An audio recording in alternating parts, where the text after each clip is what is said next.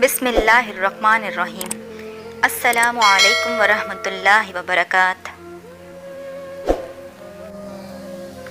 میری شادی کو 2 سال ہو گئے تھے، لیکن ابھی تک جیٹھ نے شادی نہیں کروائی تھی۔ میری ساس بیوہ تھی اور کچھ نہیں بولتی تھی۔ جب جیٹھ گھر آتا تھا تو ساس کی حالت خراب ہو جاتی تھی اور جیٹھ بھی اپنی ماں کی بہت خدمت کرتا تھا۔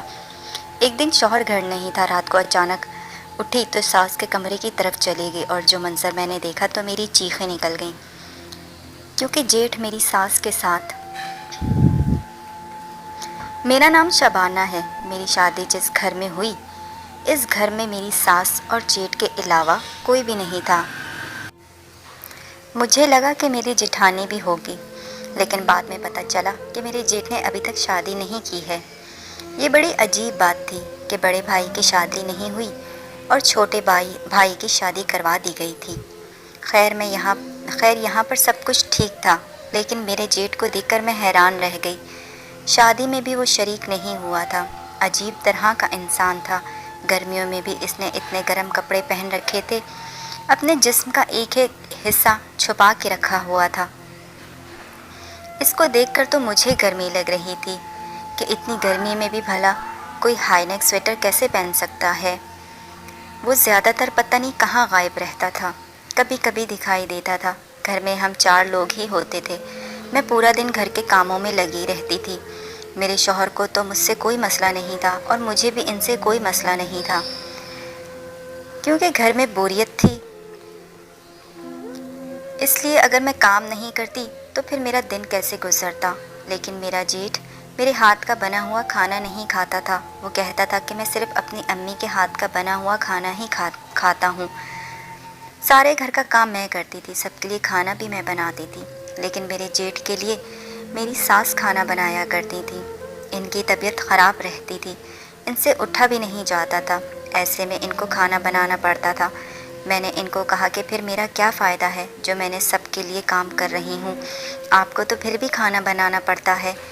اس بات پر وہ خاموش ہو جاتی تھیں اور کہتی تھیں کہ کوئی بات نہیں، بچہ ہے نا اس لیے ضد کرتا ہے۔ بچہ ہے سے کیا مطلب، کوئی چھوٹا بچہ تو نہیں تھا، وہ اتنا بھی کیا لاڈلا بڑا بیٹا تھا، اور میرے شوہر سے 4 سال نہیں 5 سال ہی ویسے بڑا تھا، اور میرے شوہر کی عمر بھی کوئی کم نہیں تھی۔ میرا شوہر 25 سال کا تھا اور پھر اس کے نخرے بھی بہت زیادہ ہوتے تھے۔ میری ساس سے وہ کوئی سیدھا کھانا بنوانے کو نہیں کہتا تھا، بلکہ ان کو بہت مشکل کھانے بنانے کو کہتا تھا، جس پر بہت زیادہ وقت لگتا تھا۔ ویسے تو وہ گھر میں زیادہ نظر نہیں آتا تھا، کبھی کبھی ہی باہر رہا کرتا تھا، لیکن جس دن گھر آ جاتا اس دن میری ساس پورا دن اسی کی خدمت میں لگی رہتی تھی اور کام کر کے ان کی طبیعت خراب ہو جاتی تھی۔ جیٹھ کی وجہ سے میری ساس کی طبیعت خراب ہو جاتی تھی تو وہ ان کی خدمت بھی بہت کرتا تھا، ان کے پاؤں دباتا تھا، ان کے لیے چائے بناتا تھا۔ مجھے تو سلام کر کے بھی راضی نہیں تھا، ایک گھر میں رہتے ہوئے بھی، لیکن آپس میں ہم کوئی بات چیت نہیں کرتے تھے۔ میں نے اپنے شوہر سے کہا کہ تمہارا بھائی ابھی تک شادی کیوں نہیں کر رہا؟ میری ایک کزن بیٹھی ہوئی ہے، اگر تم کہو تو اس کے ساتھ اس کی شادی کروا دیتے ہیں۔ تو میرے شوہر نے کہا کہ نہیں، کبھی اس گھر میں میرے بھائی کی شادی کا نام مت لینا اور اس معاملے میں بولنا بھی نہیں۔ اگر تم نے اس کے سامنے اس کی شادی کا ذکر کیا تو پھر وہ اور غصہ ہو جائے گا، تمہیں کوئی بات سنا دے گا تو پھر مجھے نہ کہنا کہ میری بے عزتی ہو گئی ہے۔ میں نے کہا کیوں، شادی کی بات کرنا گناہ ہے کیا؟ شادی تو پہلے اس کی ہونی چاہیے تھی۔ لگتا ہے آپ کو شادی کرنے کا زیادہ ہی شوق تھا۔ عجیب نہیں لگتا کہ بڑا بھائی گھر میں بیٹھا ہے اور چھوٹے بھائی کی شادی ہو گئی ہے؟ تو میرے شوہر نے کہا کہ دیکھو، میں تمہیں پیار سے سمجھا رہا ہوں، تم کبھی بھی میرے بڑے بھائی کے کسی بھی معاملے میں مت بولنا، وہ بڑا ہی بدتمیز انسان ہے اور اس کا پتہ بھی نہیں چلتا۔ میں نے کہا کہ اتنا برا انسان ہے تو پھر اسے سیدھا کریں، اگر میرے سامنے کوئی بات کی تو میں اس کو اس کا جواب بھی ضرور دوں گی۔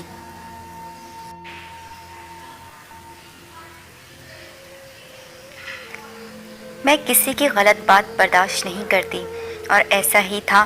میں اپنے گھر میں بہت اکلوتی تھی اور لاڈلی بھی تھی سب کی۔ میرے شوہر نے مجھے پیار سے سمجھایا کہ ان کے معاملے میں نہیں بولنا، پر ہر انسان کی اپنی فطرت ہوتی ہے کہ جس کام سے منع کرو وہ وہی کرتا ہے۔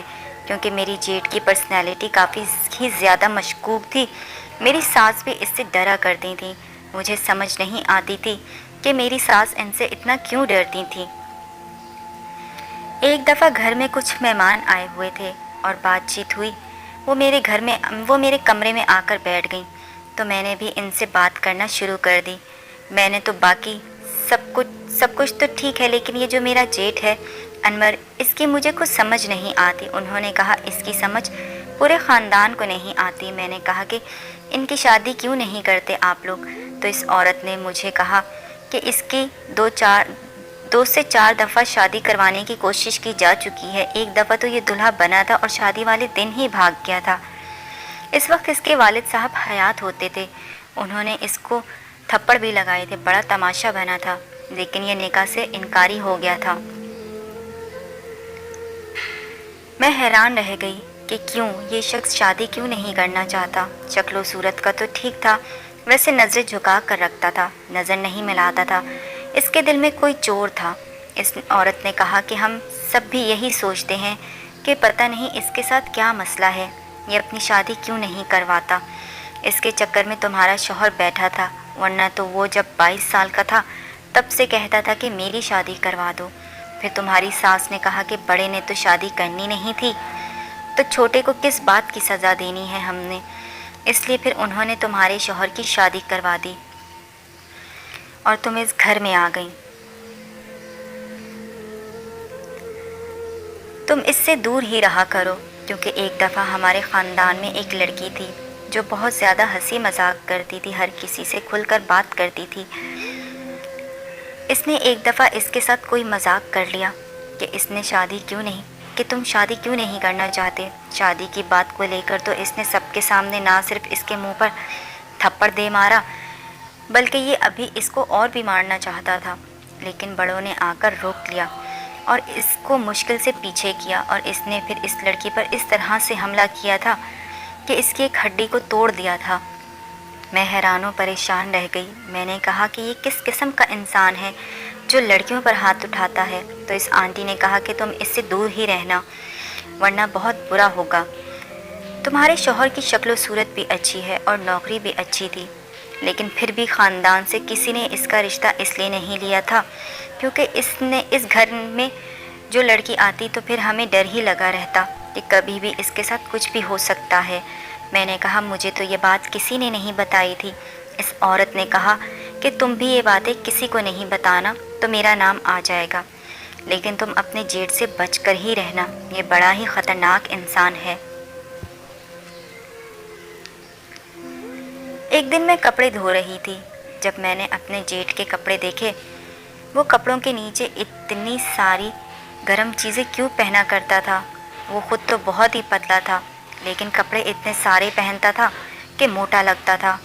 مجھے سب نے یہی کہا تھا کہ تم اس معاملے میں کچھ نہیں بولنا، لیکن پھر بھی میرے دل میں تجسس نے گھر کر لیا تھا، اور اب مجھے پتہ کرنا تھا کہ اس کا کیا راز ہے۔ کوئی نہ کوئی چکر تو ضرور تھا کہ یہ شادی کیوں نہیں کرنا چاہتا، اور یہ کیوں کسی پر بھروسہ بھی نہیں کرتا تھا۔ ایک دن میں نے اپنی ساس کو کہا کہ میں اپنے میکے جا رہی ہوں، اور میرا شوہر تو ویسے ہی صبح جاتا ہے تو شام کو آتا ہے۔ میری ساس نے کہا کہ ٹھیک ہے، جب میں اپنے بڑے بیٹے کے لیے کھانا بناؤں گی تو میں بھی وہی کھانا کھا لوں گی، تم آرام سے آنا، کوئی مسئلہ نہیں ہے۔ جب سے شادی ہوئی ہے تم ویسے بھی بہت ہی کم اپنے گھر جاتی ہو۔ میں نے کہا کہ ٹھیک ہے، میں چلی جاتی ہوں، لیکن جب میں اپنے گھر گئی تو وہاں پر بڑا تالا لگا پڑا تھا۔ جب میں نے فون کیا تو میرے ماں باپ نے بتایا کہ وہ لوگ فوتگی میں گئے ہوئے ہیں اور وہ گاؤں چلے گئے ہیں۔ اب میں وہاں پر کیا کرتی؟ مجھے تو واپس ہی جانا تھا۔ میں اتنی مشکل سے سارے کام ختم کر کے آئی تھی اور یہ لوگ گھر پر نہیں تھے، لیکن کیا کر سکتے تھے، کوئی فوت ہو گیا تھا تو جانا ہی تھا، اس لیے میں نے واپسی اپنے گھر کا راستہ لے لیا۔ جب میں گھر واپس پہنچی تو مجھے دروازہ کھٹکھٹانے کی کیا ضرورت ہے؟ میرا اپنا گھر ہے اور دروازہ کھلا ہوا تھا۔ میں گھر میں داخل ہو گئی تو سامنے کوئی بھی نہیں تھا، لیکن عجیب و غریب قسم کی آوازیں آ رہی تھیں۔ میری ساس بہت بری طرح سے رو رہی تھیں اور کچھ عجیب و غریب قسم کی باتیں کر رہی تھیں کہ میں کیا کروں، اس میں میرا کیا قصور ہے؟ جو تم کہتے ہو میں کرتی ہوں، تمہاری ہر جائز ناجائز بات پر عمل کرتی ہوں، ورنہ کون اپنی ماں سے یہ سب کچھ کرواتا ہے؟ تمہیں تو بالکل بھی شرم نہیں آتی؟ سارے خاندان میں تم نے مجھے رسوا کر کے رکھ دیا ہے، میں بیوہ ہوں، اور لوگ کیا سوچیں گے میرے بارے میں؟ میری ساس تو بول رہی تھی، لیکن دوسرا کوئی شخص نہیں بول رہا تھا، شاید وہ فون پر بات کر رہی تھی، لیکن پھر بھی میں نے محسوس کر لیا کہ اس کے کمرے میں کوئی تھا ضرور۔ کھڑکی سے مجھے 2 سائے نظر آ رہے تھے، اور یہ کون ہو سکتا ہے؟ میرا جیٹ ہی ہو سکتا تھا۔ میری ساس کی طبیعت بولتے بولتے ہی خراب ہونے لگی تھی، ایسا مجھے محسوس ہو رہا تھا، کیونکہ وہ بہت بری طرح سے رو رہی تھیں۔ شاید ان کا بلڈ پریشر ہائی ہو چکا تھا۔ مجھے اندر چلے جانا چاہیے تھا، لیکن مجھے اپنے جیٹ سے بھی ڈر لگتا تھا، اور میں اس معاملے میں بولنا بھی نہیں چاہتی تھی۔ ان کے خیال میں تو ایسا ہی تھا کہ میں گھر میں موجود نہیں ہوں، تبھی تو وہ اتنی اونچی آواز میں ایک دوسرے کے ساتھ لڑائی کر رہے تھے۔ میرے جیٹ نے کہا کہ تمہارا کوئی قصور نہیں ہے، تو پھر میرا بھی تو کوئی قصور نہیں ہے، میں کیا کروں؟ میں نے کہا کہ چھوٹے بھائی کی شادی نہ کرو، وہ عورت اس گھر میں آ گئی ہے، عجیب نظروں سے مجھے دیکھتی ہے، ہر بات پر سوال کرتی ہے، ادھر ادھر اس کی نظریں ہوتی ہیں۔ ہمارے پاس بہت پیسے ہیں، تم ان دونوں کو یہاں سے نکال دو۔ تو میری ساس نے کہا کہ وہ پیسے میرا چھوٹا بیٹا ہی کماتا ہے، تم نہیں کماتے ہو، کیوں نکال دوں میں اس کو اور اس کی بیوی کو اس گھر سے؟ اس کی بیوی تو ہمارے ساتھ بہت اچھی ہے، کبھی کوئی بدتمیزی بھی نہیں کرتی، اس نے سارے گھر کے کام بھی کرتی ہے، اور وہ پیسے کماتا ہے، تم نہیں کماتے۔ میں حیران رہ گئی کہ میرا جیٹھ مجھے اور میرے شوہر کو اس گھر سے کیوں نکالنا چاہتا ہے، جبکہ ہم لوگ تو پھر بھی اتنا کچھ کرتے ہیں ان لوگوں کے لیے۔ میری طرف سے بھی کوئی غفلت نہیں تھی، کیونکہ میرے پاس پورا گھر تھا، مجھے کسی جگہ کی کوئی تنگی نہیں تھی، گھر میں ساری سہولتیں بھی موجود تھیں، میری ساس بھی میرے ساتھ بہت اچھی تھی، لیکن یہ کیوں ہمارے پیچھے پڑا ہوا تھا؟ میری ساس نے کہا کہ میں اپنے چھوٹے بیٹے کو نہیں نکالوں گی اس گھر سے، اگر تم میرے بیٹے ہو تو وہ بھی میرا بیٹا ہے، اور میں اس سے بہت محبت کرتی ہوں، کل کو اس کے ہاں اولاد ہوگی، میں اپنے پوتے پوتیوں کو نہ دیکھوں کیا؟ تم تو شادی کرنا نہیں چاہتے۔ اس بات پر میرے جیٹھ نے شاید کوئی چیز اٹھا کر توڑ دی، اور میری ساس بہت بری طرح سے رونے لگی۔ اب تو مجھے اندر چلے جانا چاہیے تھا، لیکن میں پھر بھی ڈر رہی تھی۔ ہاں، تمہیں تو اسی سے محبت ہے نا؟ میں تو تمہارا کچھ بھی نہیں لگتا، مجھے تو پیدا ہوتے ہی تم مار دینا چاہیے تھا، لیکن تم نے ایسا نہیں کیا، اور اب مجھے برداشت کرنا ہوگا۔ میرا جیٹھ کمرے سے نکلا تو میرا اس کے ساتھ سامنا ہو گیا، لیکن اس نے کوئی بات نہیں کی، پھر مجھے ایسی نظروں سے دیکھا کہ جیسے مجھے کھا جائے گا۔ میں فوراً کمرے میں گئی تو میری ساس مجھے دیکھ کر حیران رہ گئی کہ تم یہاں پر کیا کر رہی ہو؟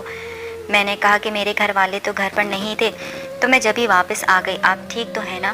کس بات پر لڑائی ہو رہی تھی؟ میری ساس عجیب سی گھبرا گئی اور کہنے لگی کہ نہیں، وہ کھانے میں نمک تیز ہو گیا تھا تو وہ اس بات پر ناراض ہو گیا تھا۔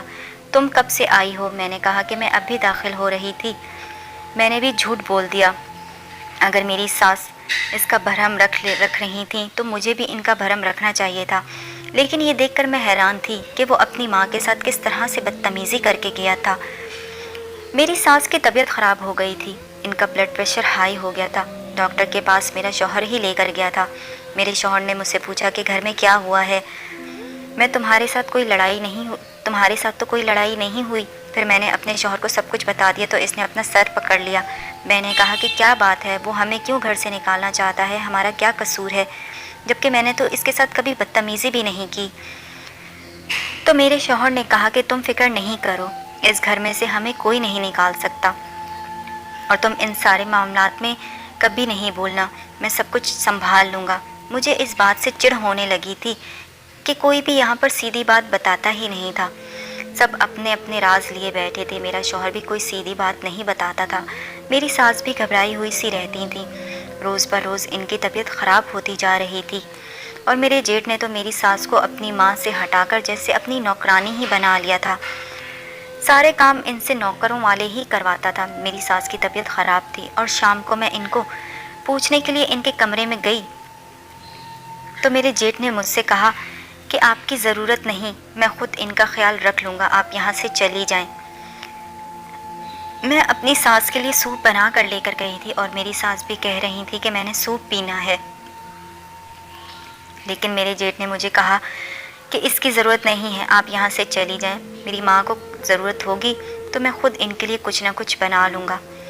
مجھے تھوڑا غصہ آ گیا، میں نے کہا کہ تمہاری وجہ سے تمہاری ماں کی طبیعت خراب ہو گئی ہے اور اب تم یہ کہہ رہے ہو کہ میں خود ہی ان کو ٹھیک کر لوں گا۔ مجھے اس سے ڈر لگتا تھا، لیکن آج مجھے غصہ آ گیا تھا کیونکہ میرا شوہر گھر پر ہی تھا اور مجھے پتا تھا کہ اگر کچھ ہوتا تو میرا شوہر مجھے بچا لے گا۔ میرے جیٹھ نے مجھے ایسے دیکھا جیسے وہ مجھے کھا جائے گا۔ ساس نے کہا کہ یہاں سے چلی جاؤ، کوئی بات نہیں، میں نے سوپ نہیں پینا، تم نے بنایا ہے، تمہارا بہت شکریہ۔ یہ میری ساس کی آنکھوں میں بہت زیادہ خوف تھا۔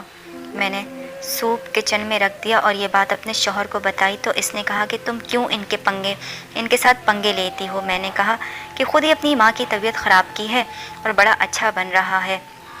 اتنی بری طرح سے چلا رہا تھا ان کے ساتھ جیسے کوئی بیٹا اپنی ماں کے ساتھ نہیں چلاتا۔ میرے شوہر کی زبان سے ایک جملہ نکل گیا، انہوں نے کہا کہ بیٹا تو وہ ہے نہیں۔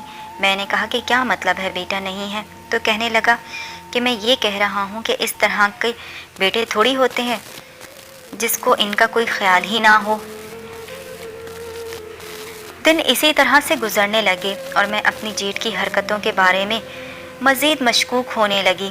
ایک دن میرے شوہر نے مجھے کہا کہ میں دوسرے شہر جا رہا ہوں۔ میں نے کہا کہ نہیں، مجھے بہت ڈر لگتا ہے، لیکن اس نے کہا کہ کوئی بات نہیں، تم اپنے کمرے میں جا کر اندر سے کنڈی لگا لینا، سارا دن تو امی ساتھ ہی ہوں گی، رات کو تم کنڈی لگا کر سو جانا اور میں صبح جلدی واپس آ جاؤں گا۔ میں نے کہا کہ ٹھیک ہے۔ میرا شوہر رات بھر نہیں آ رہا تھا، میں نے اکیلے کھانا کھایا اور جب میں برتن رکھنے کے لیے کمرے میں گئی تو یہ سن کر حیران رہ گئی کہ میری ساس کے کمرے سے عجیب و غریب قسم کی آوازیں آ رہی تھیں۔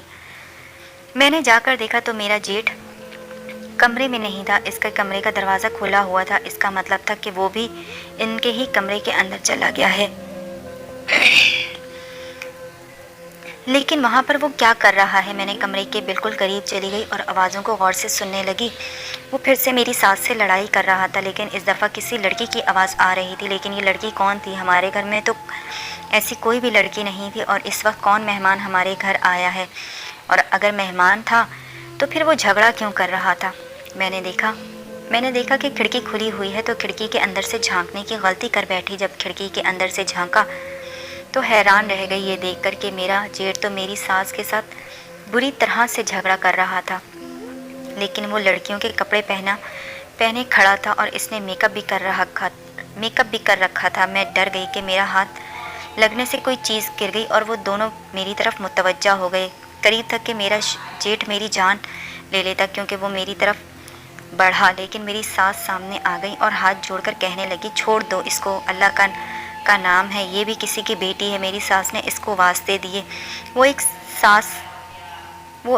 سانس میں بار بار بول رہی تھی اور میرا جیٹھ وہاں سے چلا گیا۔ میں حیران رہ گئی اور رونے لگی۔ میری ساس نے مجھے تسلی دی اور پھر ساری بات بتائی۔ انہوں نے کہا کہ دراصل جب یہ پیدا ہوا تھا ہمیں تبھی پتہ چل گیا تھا کہ یہ لڑکا نہیں ہے اور یہ لڑکی بھی نہیں ہے۔ سب نے کہا کہ اس بچے کو جان سے مار دو، نہیں تو تمہاری زندگی برباد ہو جائے گی، لیکن میں نے ایسا نہیں کر سکتی تھی، اس لیے میں نے اس کو پالا۔ لیکن اس کی ایک روٹین تھی کہ رات ہوتے ہی یہ لڑکیوں کے کپڑے پہن لیتا تھا اور اسی طرح سے پھرتا تھا، پر جب سے تم اس گھر میں آئی ہو یہ ایسا نہیں کر پا رہا ہے، اس لیے آج کل یہ بہت زیادہ غصہ کرتا ہے اور بار بار میرے ساتھ جھگڑا بھی اسی بات پر کرتا ہے۔ اپنی اس محرومی کی وجہ سے یہ بہت زیادہ ضدی ہو چکا تھا۔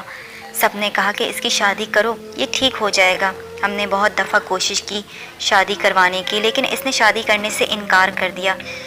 یہی اس کی حقیقت ہے۔ میں کیا کروں؟ میں تو ایک ماں ہوں نا، کچھ بھی نہیں کر سکتی۔ یہ بہت زیادہ ضدی بھی ہے۔ اس کو لڑکیوں والے کپڑے پہننا اور لڑکیوں والی چیزیں استعمال کرنا بہت پسند ہے، لیکن اپنے نام سے نہیں لے سکتا، اس لیے میرے نام سے لیتا ہے، جبکہ میں ایک بیوہ ہوں۔ اگر کسی نے میرے ساتھ یہ ساری چیزیں دیکھ لیں تو وہ کیا سوچے گا کہ میں اس عمر میں اس طرح کے کپڑے پہنتی ہوں؟ اسی بات پر میری لڑائی ہو رہی تھی جب تم نے ہماری باتیں سن لی تھیں۔ ماں ہونا بہت مشکل کام ہوتا ہے اور ایسے بچے کی ماں ہونا तो बहुत ही ज़्यादा, जिसमें इतनी बड़ी कमी हो और इसने इस कमी को अपने सर पर सवार कर रखा हो। सब ने कहा कि इसकी जान ले लो, नहीं तो तुम्हारी ज़िंदगी बर्बाद हो जाएगी। मैं जान नहीं ले पाई, लेकिन वाकई मेरी ज़िंदगी बर्बाद हो गई है। ये किसी और के हाथ का बना हुआ खाना भी नहीं खाता और अपने जिस्म को छुपाने के लिए नीचे बहुत ज़्यादा कपड़े पहनता है ताकि ये मर्दों की तरह लगे, लेकिन दरअसल इसका वजूद आधा ही मर्द जैसा है और रूह तो इसके अंदर वैसे ही लड़की की है। मैं हैरान रह गई और सारी रात सास के साथ ही गुजारी, क्योंकि डर गई थी। सुबह शौहर घर आया तो इसको सब कुछ पता चल गया। शौहर को पहले से ही पता था, लेकिन इसने मुझे ये बात नहीं बताई थी। मेरी सास ने कहा था कि तेरी बीवी से नफ़रत करता है और इस पर खफा है। तुम दोनों छत के ऊपर पोर्शन बना लो और वहाँ पर रहो, मुझे कोई मसला नहीं है। मेरे शौहर ने कहा कि ठीक है, इस तरह मैं आपके साथ भी रह पाऊँगा और मेरी बीवी भी महफूज रहेगी। हमने ऊपर वाले पोर्शन पर अपना घर बना लिया और इसके बाद से हम लोग वहीं पर रह रहे हैं। मैं नीचे जाती हूँ, घर के काम करती हूँ और फिर वापस ऊपर आ जाती हूँ। मेरी सास अच्छी हैं, लेकिन उन्होंने अपनी ज़िंदगी बर्बाद कर ली, क्योंकि इनको अपनी ज़िंदगी एक नामुकम्मल बेटे के साथ गुजारनी है और इसके नाज नखरे भी उठाने हैं, क्योंकि इसने तो शादी करनी नहीं है और ना इससे कोई शादी करेगा। इसलिए खाना कौन बना के देगा पता नहीं। मेरी सास को माँ होने की इतनी बड़ी सज़ा क्यों मिली? मेरा शौहर कहता है कि अपने काम से काम रखो, क्योंकि हम इसकी मदद करने के लिए कुछ भी नहीं कर सकते सिवाय दुआ के। उम्मीद करती हूँ कि आपको मेरी कहानी पसंद आई होगी। चैनल पर नए हैं तो चैनल को लाजमी सब्सक्राइब कीजिएगा। फिर हाजिर होंगी नई कहानी लेकर, तब तक के लिए